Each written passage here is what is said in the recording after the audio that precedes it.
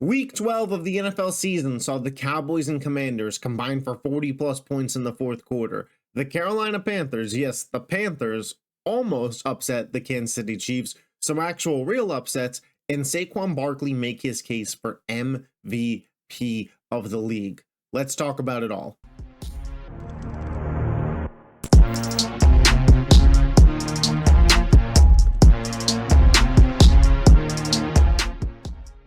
All right, so as always, we go game by game. I got the stats pulled up here. I'm going to give you guys my thoughts on everything we saw, starting with the Vikings, 30-27 overtime victory over Caleb Williams and the Chicago Bears. For the Vikings, man, this team keeps finding a way to win games, keeps putting pressure on Detroit.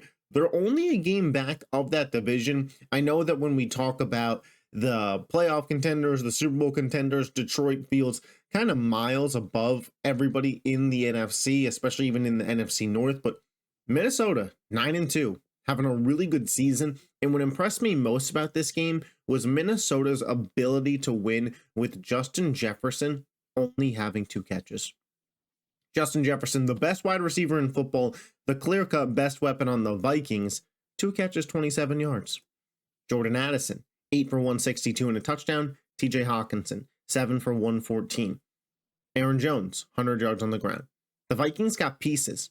The Vikings got weapons. And whether Sam Darnold is good enough to lead them to multiple playoff wins this year or not, the future in Minnesota is bright. Kevin O'Connell, all those weapons. JJ McCarthy, who at least has the intangibles to be good in the NFL and is young enough to develop. And when you look at the system he's in, it'd be surprising if he didn't. Plus, what Brian Flores is doing with that defense, the Vikings are in a really, really good spot for the future. I'm not sure how much I believe in what the Vikings can do long-term after kind of some of the performances Sam Darnold had before this week when it comes to actually potentially going on the road and beating a Detroit or beating a Philly in the playoffs. But, hey, if the playoffs run through Minnesota, there's a chance. I'll say that. There's a chance. Now, obviously, the Bears are the talk of the town when it comes to just kind of football media over the last couple weeks with the Shane Waldron firing and should Eberflus be fired, and this team is all over the place. And at this point in the season, I don't think the win-loss column really matters for Chicago with how good the NFC North is and their schedule. They're not making a playoff push. They'd have to win out. It's just not going to happen. But to see what you saw from the offense today, and more specifically Caleb Williams, if I'm a Bears fan, that makes me happy. 340 passing yards, 2 touchdowns, a 103.1 passer rating, a team with fight. Did you see some of the throws Caleb Williams is making today? Those were some real high-level NFL throws. And there was, whispers of, was this guy worth the number 1 pick? Would we take Jayden Daniels over him if we could redo it? And, I was one of the, whoa, pump the brakes on that people. But I think Caleb Williams has certainly improved. And that's all you could ask for if you are a Bears fan at this point in the season. Vikings pick up the 30-27 victory in overtime. Continuing to talk about the NFC North, the Detroit Lions pick up the win in Indianapolis, 24-6 over the Colts. The Detroit Lions, man, they continue to dominate games, but what I liked so much about this game for Detroit was they dominated in a different way. Yes, we know that the Lions can score 30, 40 points a week and just beat the absolute piss out of their opponents by running up the score on them. We saw that last week versus the Jaguars when the Lions won was at like 50-6. Like, it was just an obliteration of that team.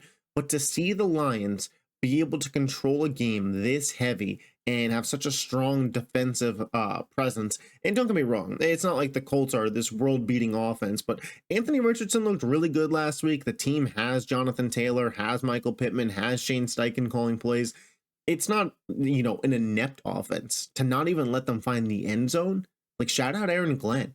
That was a great call for the Lions and just a great game for that defense specifically. Now, obviously, Jahmyr Gibbs is an absolute freak. David Montgomery suffered a shoulder injury during this game. Reports look like he's going to be fine. He said he could have come back in there, but the Lions had the game under control. And when you have such a talented player like Jahmyr Gibbs, there's no real reason to push it with David Montgomery, especially when you have a divisional game on Thursday that he's going to want to play in. So totally made sense to me. But Detroit, it wasn't an offensive outpouring. Obviously, the running back duo of Montgomery and Gibbs both score again. They're the first running back duo in consecutive seasons to each have 10 rushing touchdowns or 10 total touchdowns, something crazy like that. But the Detroit literally making a new record, I guess, with their running backs is the way to word that. But the defense, like I said, really, really impressed me in this one for Detroit. They're 10-1. They are road dogs, like Dan Campbell said, 6-0 on the road this year.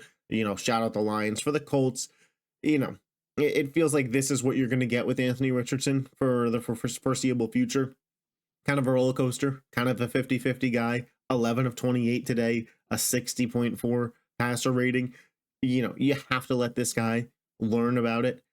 I've made this comparison before, and I'm not going to say that Anthony Richardson can reach the ceiling, but the first 2 seasons of Josh Allen's career weren't pretty either. Buffalo stuck with it, and by year 3, he was leading them to an AFC Championship game. I'm not saying that the Colts are going to the AFC Championship next year, but when you have somebody with the raw talent and ability of Anthony Richardson, you have to let him work through the kinks. And I didn't really love the timeout benching decision from the Colts.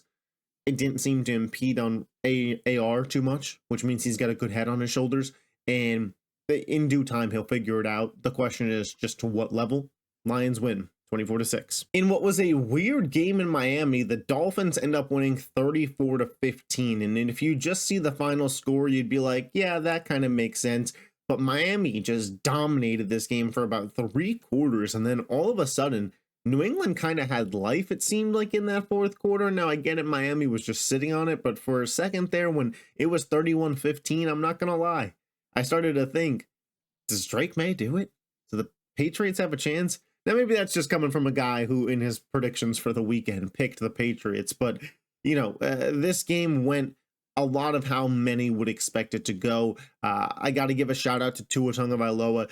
Obviously, anybody who's been following me for a minute knows that, I do believe Tua a little overrated at times, and, doesn't deserve is a rough word, because it feels like I'm speaking on a man's character, but I, as a GM, would not have paid him the contract that the Dolphins paid him. But 29 of 40 for 4 touchdowns, 317 yards, a 128.9 passer rating. Listen, at home against the Patriots, we know the story. Tua and the Dolphins can put up the points. Jalen Waddle, 8 for 144 and a touchdown. Jonnu Smith, 9 for 87 and a touchdown. Devon Achane gets 2 receiving touchdowns in this game. Like, we know at home in a comfortable spot against a lesser opponent, the Dolphins can put up points. They are, battling for a playoff spot the way Denver's playing, and we'll get to them. I'm not sure Miami can get there, but they have a big fucking game coming up this Thursday. Traveling to Green Bay, Thanksgiving night. And the questions of the way that it was primetime Kirk Cousins for a long time, cold weather Tua. Green Bay, Wisconsin, 8 p.m. on a November night. Yeah, we'll see what the weather looks like for that game. And it's a huge one for the Dolphins because they lose that game and they're at 7 losses. Is Denver really going to fall to 10-7? And even if they do, that would mean Cincinnati beat them. And that would mean Miami has to win this game. They have to beat the Packers if there is any shot at them catching Denver and or Cincinnati, truthfully, to become the 7th seed in the AFC. But this was a good game for them. Drake May, you continue to watch him play each and every week. Got some high highs, got some low lows. That throw that he made scrambling out of the pocket across his body to Austin Hooper, that was a crazy play. But when it comes down to it, you don't see much out of the Patriots. The one thing that really worries me with this team is Jalen Polk and Javon Baker, the rookie wide receivers they drafted, still doing nothing. And we're almost at December. And it's kind of like, where does this team stand for next year with Drake May? Because this year, I think it was more wins and losses don't matter. Let's get Drake May some time, and then let's get him out there and see what the team looks like. But for next year, you wanted those guys to be real productive pieces, and I'm just not sure that they're going to be. Dolphins win 34-15. Baker Mayfield leads the Tampa Bay Buccaneers into MetLife to pick up the 30-7 victory over the New York Giants. I want to start with the Buccaneers. I've said it for weeks now. I think this would have been the best team in the NFC South had they not lost Mike Evans and Chris Godwin. Obviously, Godwin out for the year. Mike Evans comes back this week after missing a month of action. Baker Mayfield is better than Kirk Cousins. Their running game is legit, and those weapons that they had were for real. I like the pieces on their defense. I don't love them, but in the NFC South, I still think the Buccaneers could come back and win this thing. The Falcons have completely been figured out offensively. Their offense is just so predictable, whereas with Baker and the Buccaneers, it's fun. Bucky Irving is fun. Rashad White is fun. Mike Evans can make big plays. And for Tampa, healthy, this team is a problem. Healthy, the Buccaneers are a problem. This is a team that I think a lot of people are going to be sleeping on going into next season. And truthfully, I'm rooting for to get into the playoffs because I just think it'd be a more fun game. I don't know if they have enough firepower to go out and win multiple playoff games, but if you overlook them in the playoffs, if Detroit, Philly, Minnesota, Green Bay, whoever would end up facing this team overlooks the Tampa Bay Buccaneers, that could be a problem for them. I'll say that could be a problem. I really hope they come back and win that NFC South. Bucky Irving, by the way, talk about a steal of a pick. Averaging 7.3 yards per carry in this game, 87 yards and a touchdown. Big day in the receiving game too, over 140 all-purpose yards. Have a day, kid. For the Giants, the team has given up. And you can't really blame the players for giving up when ownership very clearly gave up. This team benches Daniel Jones. And a lot of people didn't like that. You saw neighbors' quotes after the game saying quarterback wasn't their issue.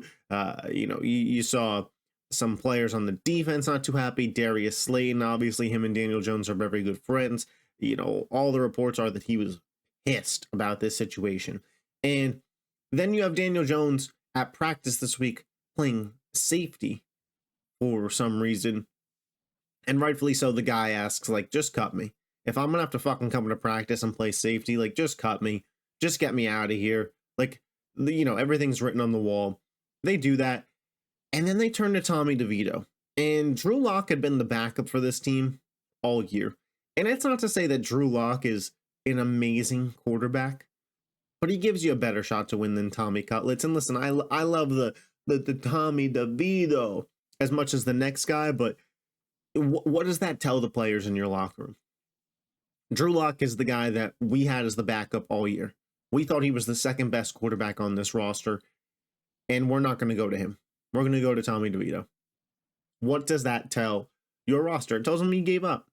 And, if you can continue to get in betting markets, teams with less than a touchdown or maybe even less than 10 points spread against the Giants, I think I'd hammer it all season because the team gave up. And I hope for Dayball's sake he keeps his job because I think he's a good coach. But the Giants season is over. The players gave up. The team gave up. And the Buccaneers walked into their house, put their feet up on their, coffee table and said, "Go make me a sandwich, New York Giants. Go make me a sandwich." Buccaneers win 30-7. In what was perhaps the biggest clusterfuck of a fourth quarter I can remember seeing in a long time, the Dallas Cowboys pick up a win 34-26 over the Commanders. For the Cowboys, listen, Cooper Rush is better than the first couple games that we saw him play. Obviously, he had that run a couple years ago for Dallas in the middle of the season where I believe he was 3-1, 4-1, and really kept them afloat as Dak had to miss some time. Cooper Rush is a decent backup quarterback. Obviously, he has his limitations. That's why he's a backup. But when he goes out there, he gives you an opportunity to win the game if you get some help from other great players. And we saw it in this game. The defense, especially the defensive line for Dallas, was pretty solid. When you come and look at the stats here, 4 sacks in the game. Micah Parsons, 2 of them, 2 tackles for loss, 3 quarterback hits. The guy's just an absolute freak. He was applying pressure all day to Jayden Daniels. Micah's an absolute beast. CD 10 for 67. Not great production, but you get your best player of the ball. And Kavonta Turpin, this guy is a fucking weapon right now in the return game. People my age and even older will remember Devin Hester, Percy Harvin, prime Cordero Patterson. You get nostalgia as I say those names. And I'm not saying Kavonta Turpin is the level of those guys, but in today's NFL, where you don't get a ton of returns and punts are, let me go grab a snack or let me use the bathroom, they're not as exciting as they used to be with, like I said, those guys and Deshaun Jackson back there returning punts. Like, you just don't have that anymore. Antonio Brown used to return punts. Like, you just don't have that anymore. Kavonta Turpin is the exception to that. The fucking spin move that he hit on that kick return felt like out of a Madden game. Truthfully, that is a Madden play. Hits the spin move while there's about 2 to 3 yards of separation between him and the nearest defender, jukes them out, and just fucking books it right to the end zone. Crazy play. Yeah, and then that is followed up by not a Hail Mary, but what was it 80 something yards, 86-yard touchdown to Terry McLaurin on just broken coverage by Dallas, and that makes it a 27-26 game. And you're like, shit, we got overtime. And the fucking kicker for the Commanders misses the extra point, and then you're like, shit, the Commanders have to onside kick this now. And the Commanders onside kick it, and Dallas fucking takes it back for a touchdown. And I'm like, what the fuck did I just watch for the last 5 minutes? It was one of the wonkiest, most insane endings I could remember to a football game.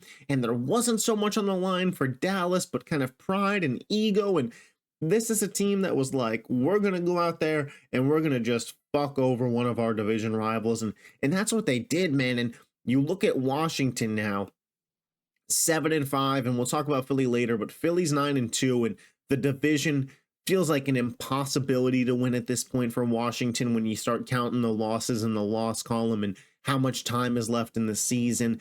And the offense, the Cliff Kingsbury offense, has hit that November wall. We've seen it when he was in college. We saw it his previous stint in the NFL. We're seeing it right now. The efficiency has way dropped off, and Jayden Daniels' play obviously has somewhat suffered because of that. I honestly thought he actually had a pretty decent second half today. Obviously, the first half was nothing special by any means, but he finishes the day with 3 total touchdowns, 350 yards of offense. Like, he was decent. But I'll tell you what, man, that Rookie of the Year trophy might be slipping through his fingertips because there's a guy in Denver, and now these teams have the same record.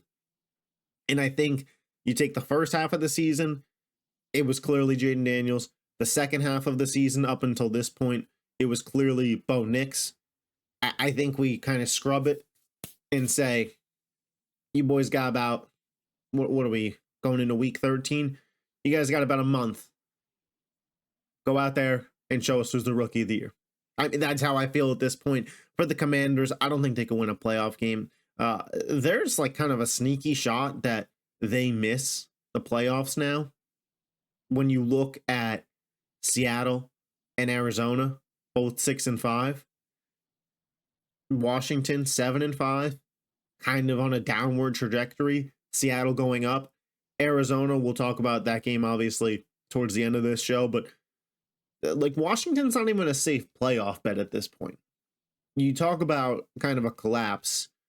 We're watching a collapse of the Commanders, and it's tough to say because there was no expectation on them to be even a playoff team this year. But when you start off the year 7-2, it's kind of like, well, shit. If you don't make the playoffs now, it's kind of a failure. And they're trending towards potentially missing the playoffs. Cowboys 34-26 over the Commanders. The Kansas City Chiefs squeak out a 30-27 victory over the Carolina Panthers. Listen, Patrick Mahomes played an excellent game here. I think he played as perfect could be. 269 passing yards, 3 touchdowns, no interceptions, a 120 passer rating, 60 rushing yards, including the long 33-yard rush at the end of the game to put the Chiefs in field goal range. Of course, when the Chiefs needed a play, Patrick Mahomes was able to make it. This game highlighted some of the flaws of the Kansas City Chiefs. And it's a 10-1 football team with the best quarterback and the best head coach in the sport. So, any Chiefs fans, like, I'm not discrediting you, but there is weakness in the armor as the team is currently constructed. Noah Gray, again, back-to-back weeks feels like he has to be your best receiving weapon. Travis Kelce, clearly not at the level he once was. It's fine. Players get old. It happens. But the injuries to Rashee Rice and Hollywood Brown have stunted what this offense can be. Your big plays are coming from your backup tight end because Xavier Worthy, while was a flashy pick, is not this Malik Neighbors or Brian Thomas Jr. even type player that many touted him to be out of Texas because he ran a fast 40 and went to Kansas City. He is more McCole Hardman than he is Tyreek Hill. And I said that then, I'll say it again now. The Chiefs pass rush, or let's wait for the defense. The Chiefs tackle is a problem. Now they just brought in DJ Humphries. They'll get him accumulated. Hopefully, for their sake, it fixes their issue because Mahomes is getting collapsed on. We saw it a couple times in this game. The defensive line, not getting a lot of pressure without Charles Omenihu because Chris Jones is having to play edge rusher instead of defensive tackle. Majority of his snaps this year are at end. And he's great because he's Chris fucking Jones. Karlaftis is okay, but like, they're not winning in the trenches, the Chiefs. And Andy Reid's a guy who certainly prides himself on trenches. But the Chiefs are not winning in the trenches. Mahomes is so special that they're still 10-1. And they have time. Like, they have time to clean up some of their holes. Because obviously, when we're talking about holes with the Chiefs, it's not, oh, this is going to be a non-playoff team. But it's going to be, can they three-peat? And those are some of the things that could stop them from three-peating. For Carolina, you lost this game, but as a Panthers fan, losing to 3 to the fucking back-to-back champs at home and putting up a fight and having Bryce Young actually be in that game for you, I mean, that's a win. Bryce Young has bought himself another year with this Panthers team. The win versus the Giants in Germany, looking as good as he did, and then having a home game where they almost beat the Chiefs with this roster. Like, Jonathan Brooks just getting involved for this team. Obviously, like, him and Chuba as a running back duo has Montgomery Gibbs potential in terms of talent. Receiving wise, like David Moore and Adam Thielen are their top 2 guys. Like, you go pay a T. Higgins this offseason, and like all of a sudden the Panthers like look like a competent team. And for Panthers fans, I don't know if they've been able to say that in a long time. I know it was a loss, but like, it's still got to feel good if you're a Panthers fan to see this level competitiveness out of your team against the back-to-back champs. Chiefs win 30-27. An upset of upsets, the Tennessee Titans at 3-8 now, 32-27 victory over the 7-5 Houston Texans. Speaking of quarterbacks who may have bought themselves another year, Will Levis over the last month, man. He's been all right. I mean, he's been okay, and I don't know if it's a good thing or a bad thing for the Titans and their fans that Will Levis may buy himself another year at this point. But you usually have until Thanksgiving to show something. In the last 3 weeks, Will Levis has been pretty solid, 18-24. He had the bad pick, the pick 6 to Jimmy Ward, but still a 123.3 passer rating. He went on the road and beat CJ Stroud in CJ Stroud's house. Like, that's got to count for something. Tony Pollard, Calvin Ridley, like the offseason additions are finally clicking and finally starting to look good for this team. Their defense has kind of gone under the radar this year, but they have some good pieces. And this was without L'Jarius Sneed. Like, when we were doing our season previews on the other channel, I said the Titans have one of the widest ranges of outcomes of teams in the NFL because every part of their roster, aside from head coach and quarterback, I'm sure is good. But I don't know about their head coach and I don't know about their quarterback. And both seem to be bringing it along. Callahan and Levis seem to be figuring it out, at least to have earned another year, probably. It's not a strong quarterback draft class. If they win another game, they're probably not in a pick spot where they could take a Shador or a Cam Ward. And for my money, like, you have just as good a shot with Levis as you do anybody else in the draft class. Maybe not Milroe, but I don't know. Milroe, I watched him this weekend at Alabama make some bad plays versus Oklahoma. So, you're probably better off rolling with Levis and just trying to get more help for this team. But for Tennessee, like, it's got to feel at least trending positive. For the Texans, man, the exact opposite. In the last month and a half, this team has looked, I don't want to say bad, but bad for their standards. This is a team that I thought this year could win the AFC in terms of being the 1 seed and compete in an AFC championship game. And they feel very one and done playoffs. They're going to win the AFC South at this point because the Titans are too far behind the 8 ball. The Colts keep losing games and the Jags fucking season's over. So the Texans will win the AFC South, but I'm not convinced that it's any more than a 9-10 win team here. And you look back at their offseason and, I'm victim to it too. I thought that Collins, Dell, Diggs, Mixon, Stroud, like Schultz, like it was going to be an unstoppable unit. You look back in hindsight, retrospect, probably should have not traded for Stephon Diggs and probably just should have spent that money on a guard. Probably should have considered just keeping the draft pick that ended up becoming Keon Coleman through some other trades and drafting a guard and protecting CJ Stroud and being like, we'll let Tank Dell and John Mechie just develop. Because this offensive line is brutal, and you compile that with CJ Stroud going through, I would call it a little bit of a sophomore slump. I think it's a little overplayed. I think we have to remember he didn't have Nico Collins for so long, and who knows if Nico's even fully 100% at this point, but he didn't have Nico for so long, and then when Nico got back, Diggs was already out for the year. Like, we didn't really see this Texans offense at full strength for much of this season. Joe Mixon's been great. Obviously, yesterday, that Titans run D, they're legit. 22 yards? I honestly didn't even realize that until right at this moment. Tavondre Sweat and that D-line, like, shout out them. Jeffrey Simmons, holy shit. That's baffling because Joe Mixon has been so good this year. 22 yards on 14 carries. Like, they had that shit locked up. And again, that goes back to the Texans O-line is a problem. And if the playoffs started tomorrow and they're hosting the Chargers or the Ravens, like, do you really believe Houston could beat them at this point? Houston's got a ton of great talent for the future.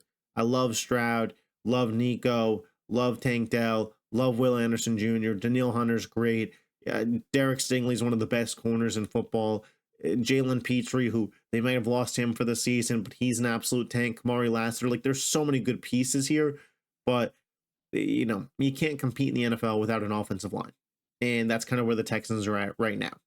Titans win 32-27. The Denver Broncos beat the Las Vegas Raiders 29-19 and continue to win football games.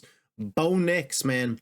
Bo Nix, I thought he was going to come into the NFL very, very NFL ready. The guy played more college games than anybody ever. And he kind of struggled a little bit out the gate. And I think I was willing to, I don't want to say write him off, but temper my expectations a little too quickly and be like, okay, so that's who Bo Nix is. Not great. And Bo Nix over the last month and a half has been fucking excellent, man. And he's on his way to potentially winning Rookie of the Year. I think it's pretty close between him and Jayden right now, and it's going to come down to these last 5 weeks here. But Bo Nix, man. Bo Nix looking pretty good for Denver. 273-2 and a 94.6 passer rating. Cortland Sutton, 8 for 97 and 2 touchdowns. Imagine if this team goes out and gets him another weapon this offseason, or if at the deadline they had successfully brought in David Njoku. Their ceiling would have been so much higher than it is. Not to rain on the parade of Broncos fans, I just don't know if the offense is potent enough to go on and win multiple playoff games in the AFC against Kansas City, Buffalo, Baltimore, you know, the Chargers. I don't know if they could go and win multiple of those games, but they could upset your favorite team. You know, if I was a Steelers fan and we drew Denver in round 1, I'd be like, oof, not what I wanted to see. Because that defense is legit. PS2 is the best corner in football, and the Broncos are rolling. For the Raiders, you know, season's over. Do they go out and sign Daniel Jones? I don't know. He came out and said he wanted to play for a contender. You have Ritter. This is a very much a Shador Sanders, so Cam Ward spot. Like, the Raiders are very much, where are we going next year? And is Antonio Pierce the head coach? That's pretty much where they're at. Broncos win 29-19. The Green Bay Packers get a little bit of revenge. Awesome 16. Green Bay Packers win 38-10 over the 49ers. They advance to 8-3. The Niners fall to 5-6, still last place in the NFC West. For the Niners, it's tough because that NFC West is still so open. And when I think about the playoffs, if the Niners were able to squeak in, they're like one of the last teams you want to fucking face. Experienced, all those weapons. Obviously no Ayuk, but you look across from you and you're the 2 seed in the NFC, whether that's Philly, Detroit, Minnesota, like whatever it happens to be, and you see Brock Purdy, McCaffrey, Kittle, Debo, Jawan Jennings, Shanahan, Fred Warner, Nick Bosa, you're kind of like, fuck. This is our 7 seed draw. Can I move down to the 3 seed? Can I actually just be the 5 seed and go play Atlanta? Like, that's how I would feel if I was the 2 seed and this was my draw. But some would argue for the 49ers' future, they'd be better served just kind of losing out the rest of the year and ending up with the 7th or 8th pick. Because the way that the draft goes nowadays, you know, Shador and Cam Ward are going 2 of the top 5 picks. Somebody will probably trade up who wants Milrow and take him. And now you're like look at the Chargers. They got Joe Alt at pick 5. The Giants got Malik Neighbors at pick 6. Like, talent goes pretty late. And if you're the Niners, you could rebuild your O-line. And it's not just the 7th, 8th pick in the first round. It's every round. And they've proven that they can draft even in the later rounds. And, you know, it's easier to draft at the top of the 3rd round and the top of the 4th round than later in those rounds, obviously. So I don't know. It's tough. If you're a Niners fan, do you want to try and make a push? And you got Buffalo on Sunday night coming up. Even if Purdy plays, like, do you even win that game? You know, 5-7. Already lost Arizona once this year. Is it over? I don't know. And for the Packers, I saw a lot of people hyping up this win as like, oh, like, look at the Packers. Watch out for the Packers. They're dominant. And I don't know. Like, this just, like, you beat Brandon Allen. You know, like, you handled business, and that's good. Like, that's very good. And Josh Jacobs with the hat trick of touchdowns, like, great. But I don't know if I'm going to look at, like, I don't look at Green Bay any differently today than I did yesterday before this game happened. Saturday, a week ago, like, yeah. Like, you are the exponentially more talented team.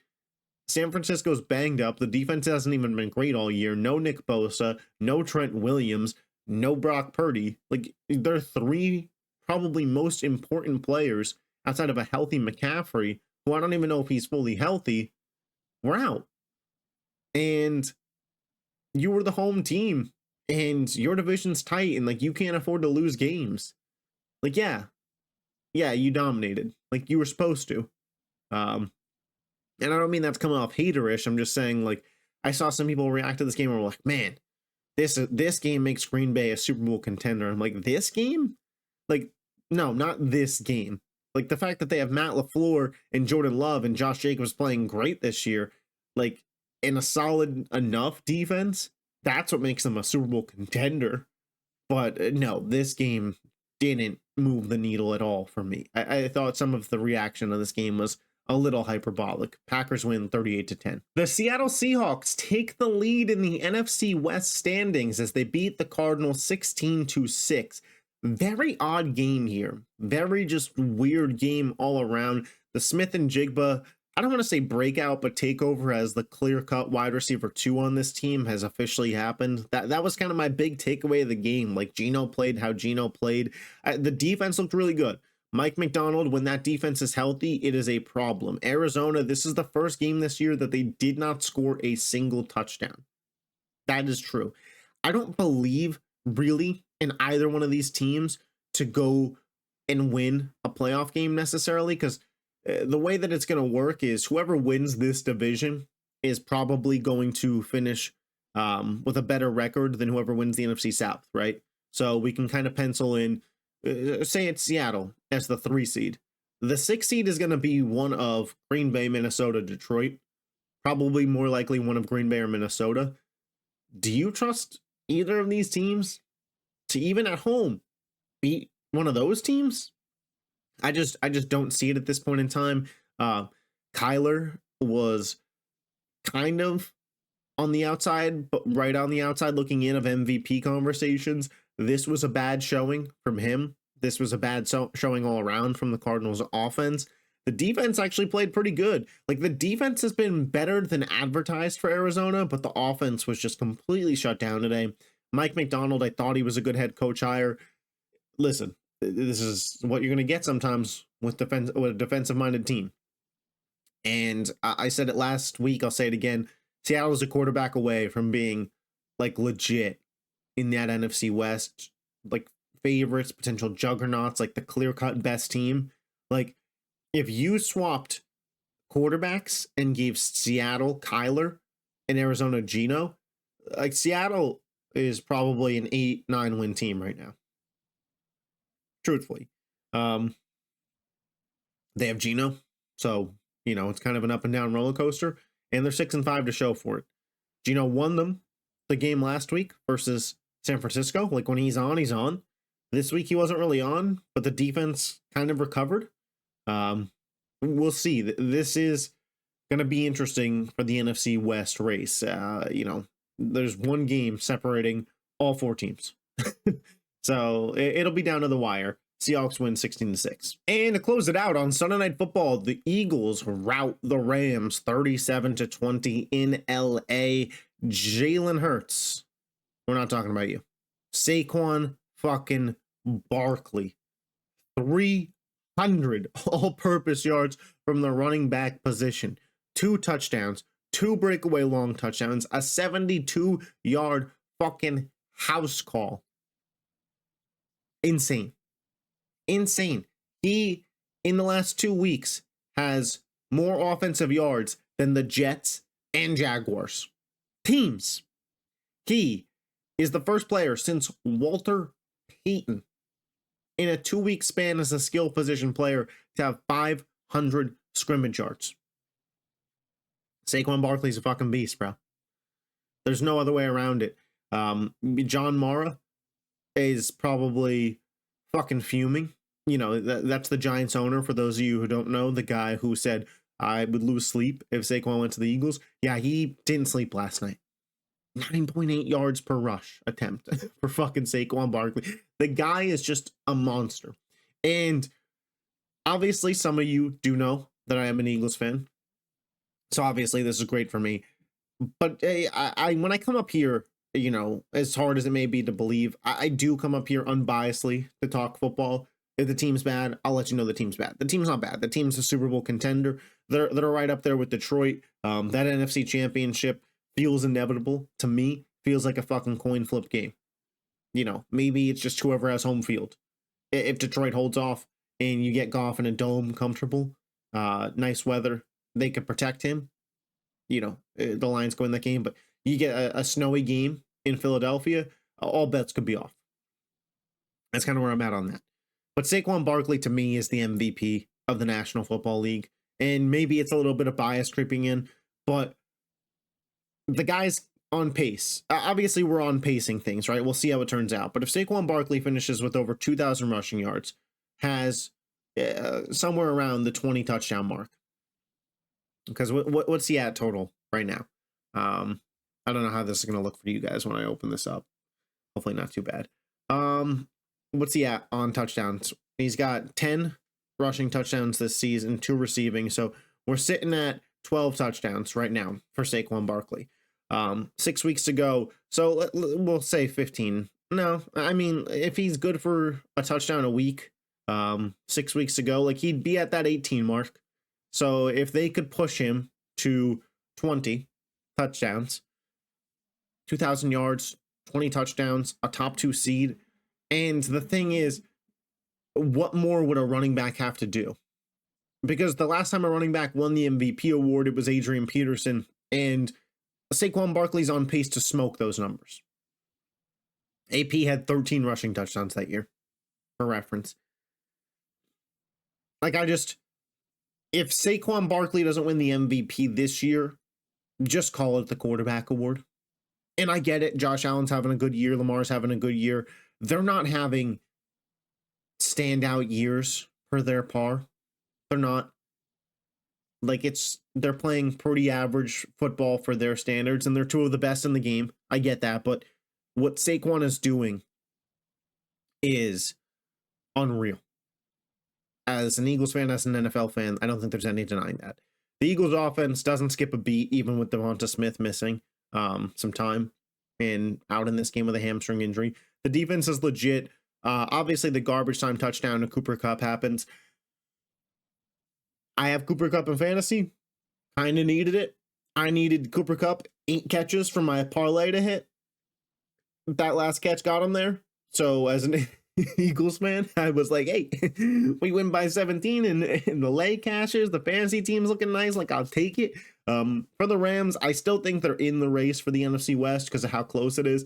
I just think they ran into kind of a buzzsaw. The Eagles at this moment, the Eagles and Lions, like, stay out of the way because they're just fucking buzzsaws right now. They are just ripping apart teams week in and week out.